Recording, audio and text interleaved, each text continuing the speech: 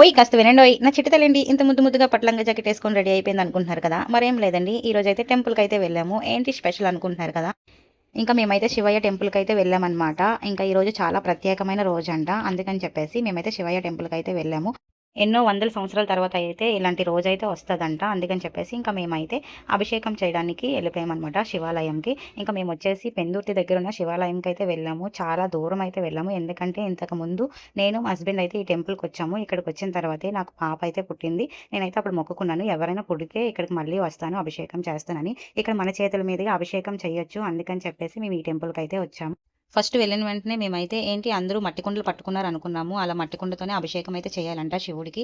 మేమైతే ఇత్తడి చెంబు అయితే తీసుకున్నాము. ఇత్తడి చెంబుతో అయితే వెళ్ళకూడదని చెప్పారు. మా హస్బెండ్ ఎక్కడి నుండి తెచ్చారో తెలియదు. నా కోసమైతే మట్టి కుండ అయితే పట్టుకొనొచ్చారనమాట. నాకు చాలా హ్యాపీ అనిపించింది. జనాలైతే చాలా ఎక్కువున్నారండి. నేనైతే ఇది సెకండ్ టైము ఈ టెంపుల్‌కి రావడం. ఇంకా మా పాపతో అయితే అభిషేకం చేయిద్దాం అనుకున్నాం. కాకపోతే జనం ఎక్కువ ఉండడం వల్ల మా పాపతో అయితే అభిషేకం చేయించడం కుదరలేదు. అందుకని చెప్పి నేను ఒక్కదాన్నే లోపలికి వెళ్ళాను. నాకైతే చాలా బాగా అనిపించింది ఇక్కడ అభిషేకం చేయడం అయితే. ఇక్కడ మా పాప చూడండి మా హస్బెండ్‌కైతే బొట్టు ఎలా పెడుతుందో, ఎంత బాగా దండం పెట్టుకుందో శివుడికైతే.